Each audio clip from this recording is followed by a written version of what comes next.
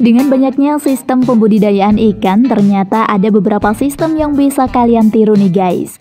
Dimana sistem tersebut termasuk dalam salah satu sistem terbaik yang bisa menghasilkan keuntungan berlimpah. Tapi bagaimana jadinya jika ternyata sistem ini sulit? Ya, sepertinya tidak sih guys. Dengan menggunakan sistem ini, tentu saja ikan bawal yang kalian pelihara akan mengalami peningkatan drastis dari segi kualitas daging dan juga panen. Cara budidaya ikan bawal di keramba.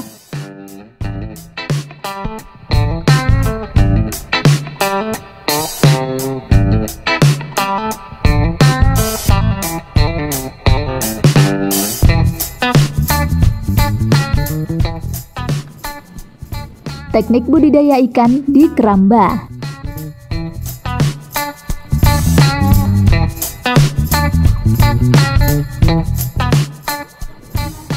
Dan bagi Anda pecinta seafood sekaligus ingin mengembangkan bisnis di bidang budidaya ikan, mungkin ikan bawal bisa menjadi pilihan alternatif Anda. Untuk budidaya ikan nila sendiri sebenarnya ada berbagai cara, salah satunya yaitu menggunakan keramba apung. Tentunya ini sangat mudah dan praktis serta tidak memakan banyak lahan seperti jika Anda melakukan budidaya ikan bawal di kolam tanah. Dan berikut merupakan cara budidaya ikan bawal keramba apung. Pertama, Anda harus tahu bagaimana karakteristik dari ikan bawal yang dibudidayakan di keramba apung secara umum maupun khusus. Pembesaran ikan bawal bisa Anda lakukan pada 3 hingga 8 bulan. Hal ini dilakukan untuk mendapatkan ukuran ikan yang sesuai dengan permintaan pasar jika Anda ingin menjadikannya sebagai lahan bisnis. Perlu Anda ketahui pula bahwa pembesaran ikan bawal dilakukan di perairan air tawar seperti kolam dengan air tenang, kolam air deras, danau, waduk, sungai, dan sawah. Untuk itu Anda bisa memilih lokasi yang tepat. Usahakan lokasi juga merupakan tempat yang strategis dan sedikit tertutup. Dalam artian lokasi jauh dari keramaian ataupun jangkauan hewan liar.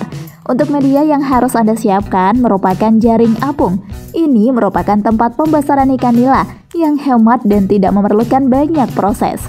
Untuk mempermudah, Anda bisa membuat rumah ataupun balai-balai sebagai tempat penampung pakan ataupun sebagai tempat istirahat.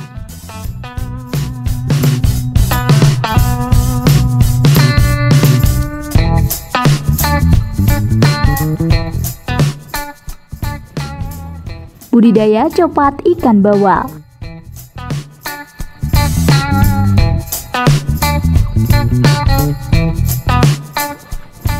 Jenis sebuah usaha ikan bawal memang bisa dibilang memiliki pangsa pasar dan hasil yang cukup tinggi sampai saat ini. Hampir seluruh kalangan masyarakat menyukai ikan yang satu ini untuk dikonsumsi, ditunjang dengan dagingnya yang renyah dan gurih.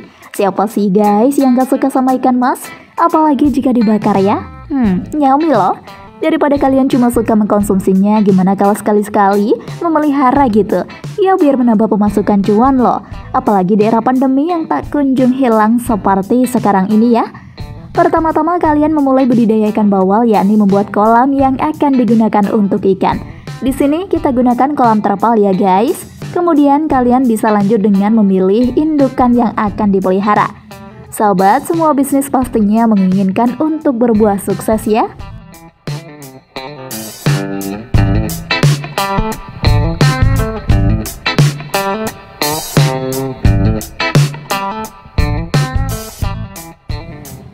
Teknik memilih ikan yang baik dan buruk.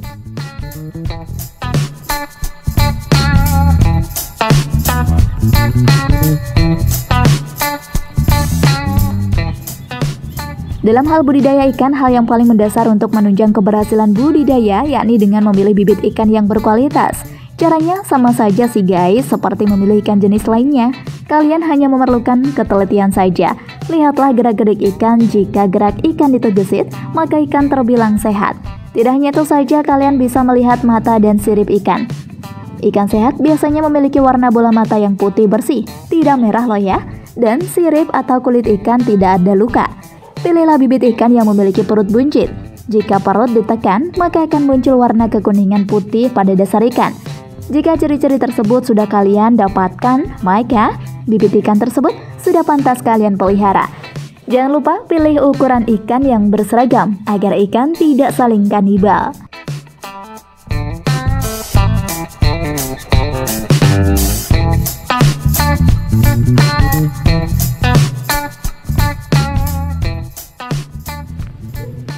Cari indukan yang sudah siap pijah.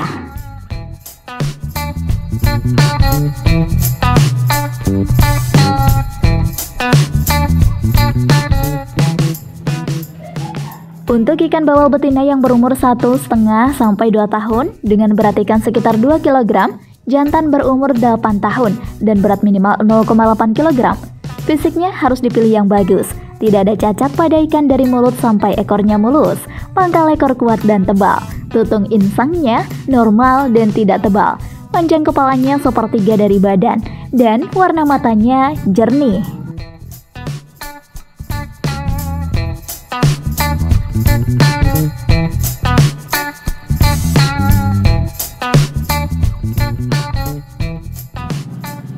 Perhatikan kondisi dan suhu air kolam.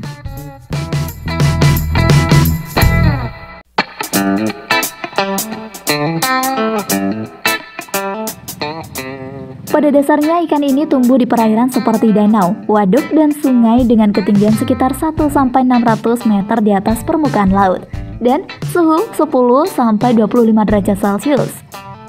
Tidak lupa pula pH air yang sangat waspada, yaitu harus berada pada angka 24-34 derajat Celcius. Kedalaman ikan yakni 0,75 meter. Kalian bisa menggunakan kolam beton, kolam terpal, dan kolam kantong. Perkawinan ikan bawal bisa dilakukan di dalam kolam ataupun dipindah ke dalam bak atau ember. Hal yang harus disiapkan dalam proses perkawinan ini yaitu pasang hampa yang sudah diberi beban berat agar tidak mengapung dengan dimensi 3x4x1 meter. Dilanjutkan dengan memasukkan ikan bawal jantan dan betina dengan perbandingan 2:1 ya sahabat. Jika Anda menyukai video ini silahkan klik like dan subscribe untuk mendapatkan video update terbaru dari kami. Jika sudah membuahi, maka telur yang dihasilkan ikan akan berubah menjadi larva sekitar 5 hari. Nah, hal ini kalian memerlukan pakan berupa kuningan telur rebus atau pelet untuk konsumsinya.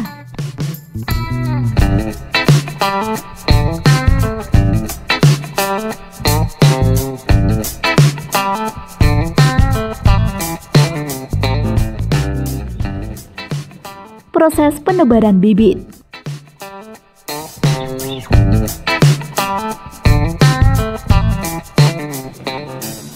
Seperti yang sudah diketahui oleh orang banyak, jika penebaran ikan sebaiknya dilakukan pada saat ikan berukuran 5-7 cm.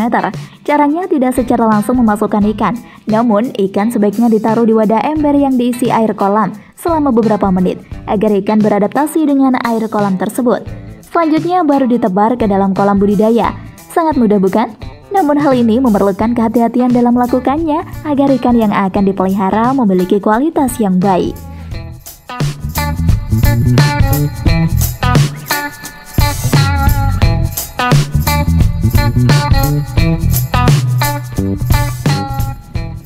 Proses pemeliharaan.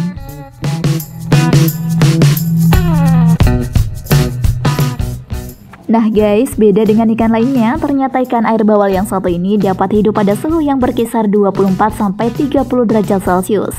Diperlukan air yang tenang dan tidak terlalu deras, namun juga memiliki sirkulasi air yang cukup terus-menerus. Proses pemeliharaan ini biasanya dilakukan sekitar 3-4 bulan lamanya. Hal utama yang perlu diperhatikan dalam budidaya ikan ini yakni air. Untuk mendapatkan bibit ikan yang baik, kalian wajib memperhatikan kondisi dan kualitas air kolam. Karena secara tidak langsung, ini berkaitan dengan nafsu makan sang ikan. Jika kondisi air kolam sangat bagus, maka nafsu makan ikan akan jauh lebih baik dibandingkan dengan kondisi air kolam yang kotor ya sahabat. Jadi jangan sampai kalian membiarkan kolam dan kondisinya airnya itu sangat kotor. Salah satu penghambat kalian bisa sukses dalam budidaya ini, ya ini dia guys.